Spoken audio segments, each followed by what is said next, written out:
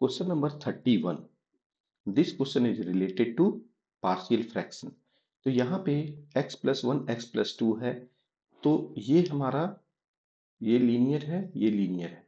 तो एक लीनियर के लिए हम लोग एक कांस्टेंट ले लेंगे। पहले लीनियर इस टर्म को हम लोग लिख देंगे a by x plus one plus B by x plus two. Now अब इसका इंपॉर्टेंट है कि अगर हमको ऑब्जेक्टिव सॉल्व करना है तो a और b का हम लोग को वैल्यू निकालना है। तो a का वैल्यू कैसे निकालेंगे? a के नीचे में x प्लस वन है, तो इसका हम लोग पहले रूट लेंगे। x plus one equal to zero, x equal to minus one, और इसको हम लोग लेफ्ट साइड में ये जो वैल्यू है इसमें हम लोग सब्स्टिट्यूट करेंगे, एक्सेप्ट जिसका वैल्यू निकालना है। जैसे a के नीचे x प्लस वन है, तो इसमें वैल्यू सब्स्टिट्यूट ना करके सिर्फ इसमें हमें करना है। तो क्या हो जाएगा? ये one by minus one plus two, तो इसका वैल्यू आ जाएगा वन। उसी तरह से हमें b का वैल्यू निकालना है। तो b का वैल्यू निकालने के लिए x plus two equal to zero, x equal to minus two लेंगे। अब माइनस टू लेंगे तो यहाँ पे हमारा इसमें वैल्यू सब्स्टिट्यूट ना करके सिर्फ और सिर्फ इसमें सब्स्टिट्यूट करेंगे तो b का वैल्यू आ जाएगा। तो b का वैल्यू उसी तरह से one by minus two plus one हमने लिया है, तो वन बाई माइनस वन आ गया, तो ये वैल्यू माइनस वन हुआ। a और b दोनों का वैल्यू आ गया है यहाँ पे a और b। तो अब हम इंटीग्रेशन साइन लगा करके वैल्यू निकाल देंगे। तो यहाँ पे जो वैल्यू a और b जस्ट सब्स्टिट्यूट किया तो log x plus one log x plus two आ गया। log a minus log b is nothing but log a plus log b, log a by b। ये हमारा आंसर 3 हो गया। Now question number 32, minus one से one sine five x cos four x. तो इस तरह के क्वेश्चन में हमको साफ साफ दिख रहा है कि ये वैल्यू सेम है। तो सबसे पहले हमको चेक करना होगा कि ये हमारा जो है फंक्शन ये ऑड है या इवन है। तो sine five x cos four x, ये एफ एक्स हमने माना, sine five x cos four x, और एक्स के जगह माइनस एक्स सब्स्टिट्यूट कर देंगे। तो यहाँ पे क्या हो जाएगा? साइन माइनस एक्स का power five cos minus x का पावर फोर। तो यहाँ माइनस साइन एक्स का power five x cos 4x, ये वैल्यू ऑटोमेटिक है, ये ऑड फंक्शन है, ऑड फंक्शन है तो इसका आंसर जीरो ही होगा। Now question number 33, this is the problem where the most important thing is formula आपको याद होना चाहिए। यहाँ पे one plus sine x by to है, तो यहाँ पे हम लोग इस तरह में सबसे पहले रूट को हटाने के लिए ये पूरे टर्म स्क्वायर के फॉर्मेट में आना चाहिए। तो इसका यही टेक्निक है कि sine sine x by two, sine x by two को हम लोग two sine x by two cos x by two लिख सकते हैं। Now, अब इसी के बेसिस पे यहाँ पे एंगल क्या है? एक्स बाई फोर है। तो यहाँ पे हमारा cos square x by four plus sine square x by four. तो ये एंगल हमको क्या लेना है? ये हमको बहुत जरूरी चीज है। तो यहाँ पे sine cos square theta plus sine square theta equal to one होता है, लेकिन इंपॉर्टेंट है वो एंगल हमको यहाँ से ही लेना है।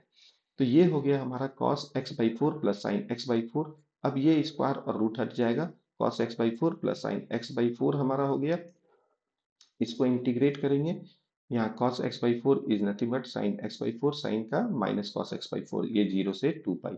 अब हम लोग यहाँ ऊपर का वैल्यू और नीचे का वैल्यू सब्स्टिट्यूट करेंगे। तो यहाँ पे sine two pi by four minus cos two pi by four minus cos zero, sine zero and cos zero. इसको वैल्यू को सॉल्व करेंगे। यहाँ पे हमारा आंसर आएगा four into two that is eight, so choice is four. Question number 34, x square x का power four plus one three का power four. तो जब भी अगर हमारे यहाँ पे ये हमारा ये वाला वैल्यू इंटीजर है और ये वाला वैल्यू हमारा फ्रैक्शनल वैल्यू है, और यहाँ पे देखेंगे x का पावर फोर इंटीजर है, तो इस तरह के प्रॉब्लम को सॉल्व करने के लिए बहुत ही इंपॉर्टेंट है कि इसको हम लोगों को एक फॉर्मेट में लाना पड़ेगा। तो x का पावर फोर हम कॉमन लेंगे, तो यहाँ पे one plus one by x का पावर फोर हो जाएगा। अब यहाँ पे करना क्यों जरूरी है? क्योंकि यहाँ पे थ्री बाई फोर दिया हुआ है। नाउ अब ये दो टर्म में स्प्लिट हो गया, तो एक्स स्क्वायर एक्स का पावर फोर का पावर थ्री बाई फोर लिख सकते हैं, one plus one by x का पावर फोर का पावर थ्री बाई फोर। अब ये हमारा फोर फोर कट जाएगा, तो ये x square into x Q x का पावर फाइव आ गया, one plus one by x का पावर फोर का power three by four. Now one plus x one by x का पावर फोर जब हम इसको डिफ्रेंशिएट करेंगे तो डी टी जो भी हमारा ये हमारा डिफरेंशिएबल वैल्यू आ जाएगा।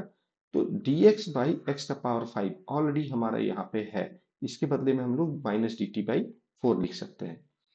तो यहाँ पे minus D T by four ये बाहर कर दिया, टी का पावर 3/4, इसको हम लोग इंटीग्रेट कर देंगे, एक्स का टी का पावर -3/4 + 1 -3/4 + 1। अब जब टी का वैल्यू जो हमने लिया था 1 + 1/x का पावर 4 वो सब्स्टिट्यूट कर देंगे, तो ये हमारा आंसर हो जाएगा। Question number 35, 0 to 1 log 1/x-1 dx। अब इस तरह के प्रॉब्लम को सॉल्व करने के लिए हम लोगों को सबसे पहले यहाँ पे log 1/x-1 है, तो इसमें एलसीएम लेंगे, log 1 - x/x पहला स्टेप हो गया। फिर ये log a/b है, तो log a - log b second step हो गया। नाउ अब हम लोगों को चेक करना है कि ये फंक्शन एक्चुअल में हमारा क्या है, ऑड है या इवन है। तो कभी भी लॉग फंक्शन, एक्सपोनेंशियल फंक्शन, इस तरह के प्रॉब्लम में सबसे पहले हम लोग यही चेक कर लेते हैं। तो एफ ऑफ माइनस एक्स क्या होगा, लॉग 1 - 1 - x। यहाँ पे लॉग एक्स के बदले में log 1 - x।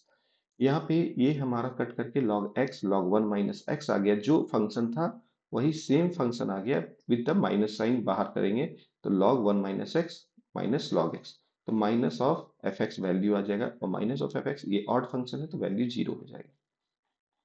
Question number 36, the area bounded by the curve y equal to sine x by three, x axis line x equal to 0 and x equal to 3π दिया हुआ है। तो जब हम इसका कर्व बनाएंगे तो हमारा ये है y इक्वल टू, ये हमारा ऑलरेडी हमारा दिया हुआ है curve y equal to sine x by three, तो 0 से लेकर के 3π के बीच का वैल्यू, तो 0 से 3π के बीच में हम लोग यहाँ पे वैल्यू लेंगे, sine x by three that is minus cos x by three, 3π और 0 का वैल्यू सब्स्टिट्यूट करेंगे, ये हमारा 6 यूनिट आएगा। Now question number 37, area of region bounded by the curve y equal to x square and y equal to 16। यानी कि ये हमारा एक लाइन है, ये हमारा एक पैराबोलिक कर्व है, तो लाइन और पैराबोलिक कर्व को हम लोगों को सॉल्व करना है। तो area y equal to x square हो गया, y इक्वल टू 16 हो गया। अब इसके बीच का हमको एरिया निकालना है, तो 0 से 16 यहाँ पे dy लिखेंगे और यहाँ x लिखेंगे, और x का वैल्यू हम लोग यहाँ से ले लेंगे, दैट इज √y। इसको सॉल्व कर देंगे, इंटीग्रेट कर देंगे, y का पावर 3/2, यहाँ 2/3, 0 से लेकर के 16, 16 का पावर 3/2, जस्ट इसको सॉल्व करेंगे तो ये हमारा आंसर आएगा 256/3। Just do the calculation.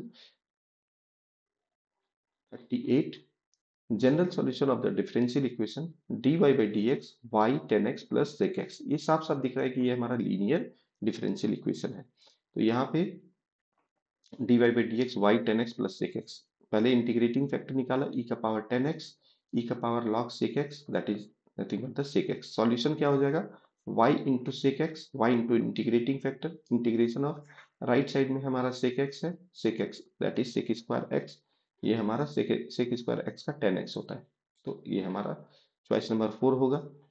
Now question number 39, a and b are the order and degree respectively of the differential equation d2y by dx square plus dy by dx का whole cube plus x का power 4 a minus b। तो a यहाँ पे पहला है order, तो order हमारा क्या हो जाएगा, ये हमारा 2 हो जाएगा, डिग्री क्या हो जाएगा, ये 2 हो जाएगा, 2 - 2 value is 0। Now question number 40, the distance of the point P -3, 4, 5 from YZ plane। YZ plane है अगर हमारा, सपोज ये हमारा है X, Y और Z, YZ प्लेन से ये डिस्टेंस निकालना है, तो YZ प्लेन से ये जो हमारा वैल्यू दिया हुआ है यही हमारा डिस्टेंस हो जाएगा, और इसका mod value, distance is always positive, so mod of -3 that is 3। 41, A value दिया हुआ है, एक्स इज एन इंटीजर, और ये हमारा इक्वेशन दिया हुआ है। नेचुरल नंबर होना चाहिए 2 से 5 के बीच में, प्राइम नंबर होना चाहिए लेस देन 4 होना चाहिए। ये तीनों को हम लोगों को in terms of roster form पहले लिख देना है। एक्स स्क्वायर -9, इसको सॉल्व करेंगे तो -3 से 3 आएगा, बी का वैल्यू 2 3 4 आ जाएगा ये, और कंडीशन थर्ड जो है 2 और 3 आएगा। नाउ अब जो हमारा यहाँ पे निकालना है, जो हमारा B minus C union A, तो B minus C union A अगर करेंगे तो बी माइनस सी, बी और सी का माइनस करेंगे तो 2 3 that is nothing but the 4 यहाँ बचेगा, और ये हमारा यूनियन होगा, ए का वैल्यू है -3 और 3, answer is -3 3 and 4। A and B are two sets having 3 and 6 elements. Consider the following statement. Statement 1 है minimum number of element in A union B, ये 3 है। Maximum number of element in A intersection B is 3 है। कौन सा statement correct होगा? तो N A में अगर 3 है, एन बी में हमारा 6 एलिमेंट है, ये दिया हुआ है ऑलरेडी। तो हमारा minimum element of A union B कितना हो जाएगा? मिनिमम ए यूनियन बी कर रहे हैं तो हमारा ज्यादा value that is 6। Maximum value क्या हो जाएगा? Maximum value that is A intersection B, तो हमारा ये 3 हो जाएगा। तो एज पर द चॉइस हमारा फर्स्ट वाला statement 1 is false, statement 2 is true, ये हमारा आंसर होगा। Now domain of the function, ये रूट फंक्शन है, तो रूट फंक्शन में सबसे पहले, और ये डिनोमिनेटर में है, तो सबसे पहले क्या करेंगे? हमारा x minus two x minus five, ये x minus two x minus five greater than zero होना चाहिए। 2 और 5 और साइन कन्वेंशन हम लोग लगाएंगे।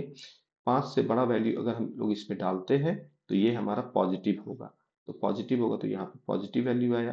2 और 5 के बीच में कोई एक वैल्यू ले लेंगे, 2.5 ले लेंगे तो ये हमारा पॉजिटिव होगा, ये नेगेटिव होगा, दोनों का प्रोडक्ट है तो ये नेगेटिव हो जाएगा। और यहाँ पे 2 से कम लेंगे, अगर हम लोग यहाँ पे 0 ले लेते हैं तो दोनों का प्रोडक्ट पॉजिटिव हो जाएगा। तो अब ये लास्ट में हम साइन देखेंगे, ग्रेटर देन 0, तो माइनस इन्फिनिटी से 2 और 5 से इन्फिनिटी, ये आंसर हो जाएगा।